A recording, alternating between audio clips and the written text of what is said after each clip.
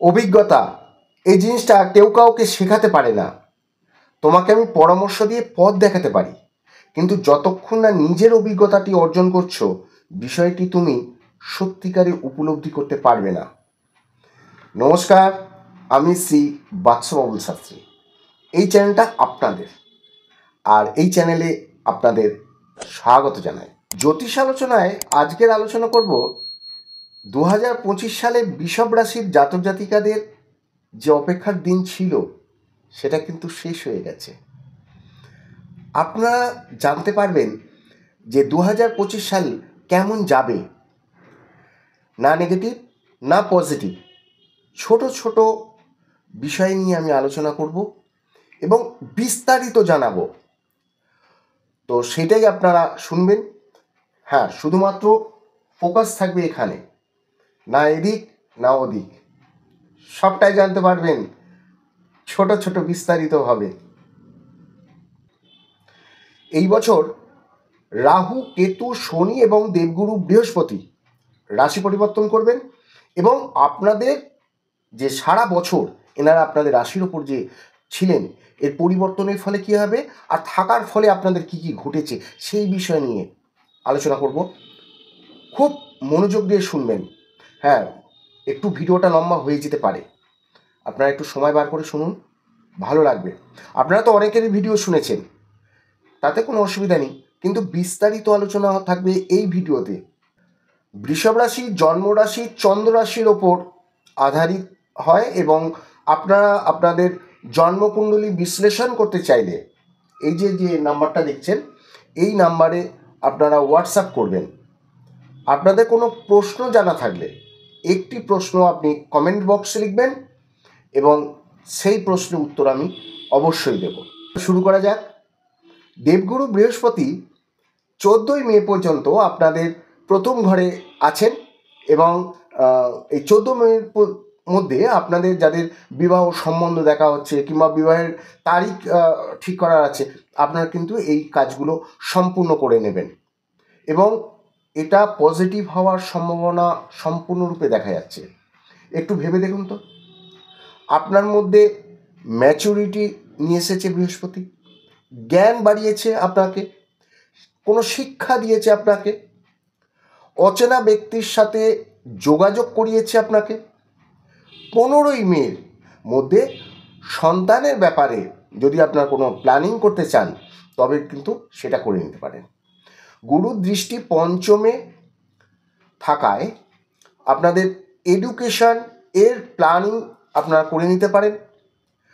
পঞ্চম, সপ্তম এবং নবম এই ঘরে দৃষ্টি যখন থাকছে, আপনি 14ই মে পর্যন্ত আপনাদের ব্যবসার প্রতি কোনো চেঞ্জ যদি করার থাকে বা নতুন ভাবনা যদি থাকে তাহলে আপনারা সেটা করে নিতে পারেন।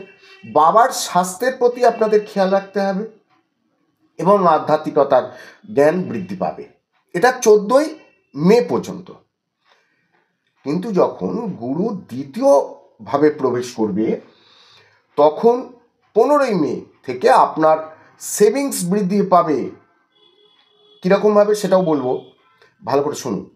গুরু অষ্টম ও একাদশ ভাবের স্বামী, এর ফলে কী হচ্ছে, একাদশ ভাব হচ্ছে লাভ স্থান, লাভের ঘর। তো এর ফলে কি হচ্ছে, আপনার ধনভাবের বা ব্যাংক ব্যালেন্সের একটা বৃদ্ধি করবে। বাড়ি গাড়ি কোনো কিছু ব্যাপারে বা আপনার যদি লোন নিতে একটা ভাবছেন সেই লোন কিন্তু আপনি পেয়ে যাবেন। দেবগুরু বৃহস্পতি অষ্টমেশ থাকছেন কোথায়?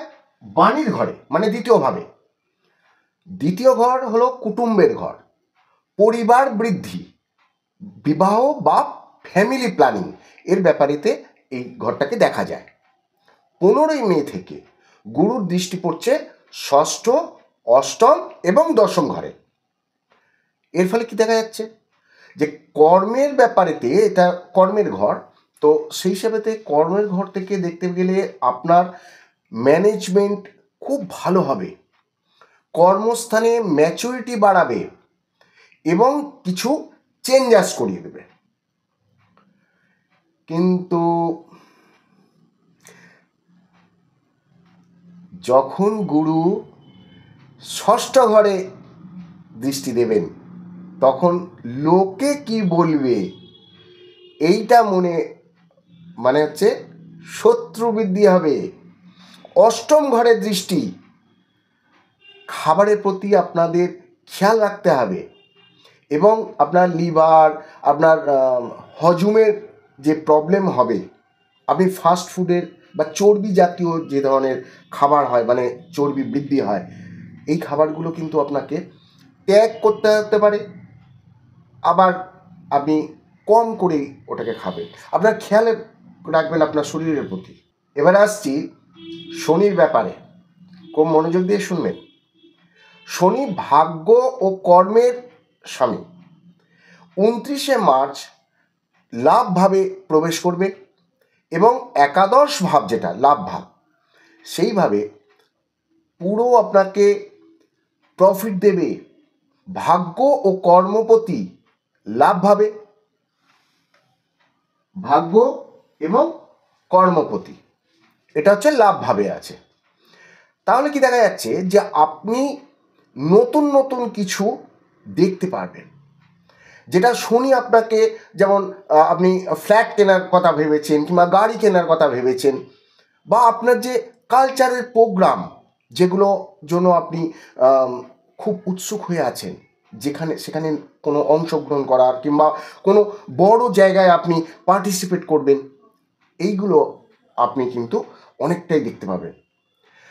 এতদিন যেগুলো আপনি চেষ্টা করেছিলেন, যেমন আপনার কোনো লোহার ব্যবসা বা লোহার সম্বন্ধী কোনো ব্যবসা আছে, কিংবা আপনাদের এটা কিন্তু 30শে মার্চ থেকে আপনি এইগুলো প্রমোশন করতে দেখবেন। ভাগ্যপতি লাভ স্থানে, যাদের ফ্যাক্টরি, ইম্পোর্টেড এক্সপোর্টেড বিজনেস আছে, ম্যানুফ্যাকচারিংয়ের বিজনেস আছে, এইখান থেকে আপনি লাভ পাবেন এবং এগুলো কিন্তু দেখা যাচ্ছে যে আপনি পাবেন। শনির দৃষ্টি শুভ নয়, কিন্তু শনি যেখানে বসে সেই ঘরকে কিন্তু যথেষ্ট ভালো বৃদ্ধি করে। আপনার জন্য শনি যোগ কারক হিসাবে আসবে এবং 7.5 ঢাইয়া কণ্টক শনি, এইগুলো কিন্তু 2025-এ বিলকুল নেই এবং ক্লিয়ার, আপনার কোনো টেনশন নেই। একাদশ ঘরে শনির প্রবেশ 1, 5, 9 এই ঘরে আপনার শনির দৃষ্টি পড়বে এবং আপনার মনের মধ্যে এবং যে একটা বা ভালোবাসার প্রতি, বা আপনি যে কারোর সাথে ব্যবহার করছেন সেগুলোর প্রতি একটা ওভার থিঙ্কিং হবে। শনি এবং চন্দ্রের যোগে, যখন গোচরের কথা বলবো তখন শনি এবং চন্দ্রের যে যোগটা হবে তখন কিন্তু এইগুলো প্রবল হিসাবে দেখা যাবে। অষ্টমভাবে শনি আপনাকে কোনো কিছু ডিপভাবে ভাবতে শেখাবে এবং আপনার শরীরের যে ডাইজেশন কিংবা লিভারের প্রবলেম যেগুলো আছে সেগুলো একটু বৃদ্ধি করে দেবে। আপনি খাবারের প্রতি একটুখানি কন্ট্রোল করে নিন, তাহলে দেখবেন ঠিক থাকবে, শরীরটা ফিট থাকবে একদম। এবার আসছে রাহু কেতু।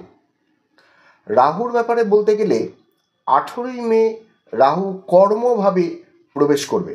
আপনার অতিরিক্ত পরিশ্রম আপনি তো হচ্ছেন, কিন্তু আপনাকে চালাক, আগে যতটা আপনি ছিলেন তার থেকে বেশি, যেমন কাজের শেষে আপনি উপকারীকে ভুলে যাওয়া, অতিরিক্ত স্মার্ট হওয়া, এগুলো আরও বেশি করে আপনাকে করে দেবে রাহু। রাহু যে কিনা ধোঁকা দিয়ে অমৃত পান করেছিল, সেই গুণগুলি আপনার মধ্যেও আনবে। কর্মের দিকে দেখা যাচ্ছে যে আপনার উন্নতি আছে, আপনি যে টেকনিকটা করবেন সেটা কিন্তু কাজে লাগবে। কেন হবে দেখুন, এটা জানতে হবে তো আপনাকে। কর্মভাবে আপনার বৃহস্পতি গুরু এবং শনি, রাহু, এরা সবাই একটা আধিপত্য বিস্তার করে থাকছে। তো আপনি নিজে করছেন নাকি, এরা করাবে আপনাকে দিয়ে। আপনি ভাববেন সবটাই আপনি করছেন, না না। তো সেই হিসাবেতে আপনাদের 2025 সাল বেশ ভালো কাটবে। কর্মপতি ভাগ্যপতি শনিদেব, আপনারা শনিদেবকে পুজো দেবেন প্রতি শনিবার, যদি না হয় তবে মাসে একবার করে পুজো দেবেন এবং একটি মাটির প্রদীপে সর্ষের তেল এবং কালো তিল দিয়ে আপনার প্রদীপটা জ্বালাবেন, আর সূর্যকে জল অর্পণ করুন, আর আপনারা শুক্রের বীজ মন্ত্র পাঠ করবেন। কেমন লাগলো? যদি ভালো লাগে আপনারা কমেন্টস দিয়ে জানাবেন। আসছি নতুন ভিডিও নিয়ে।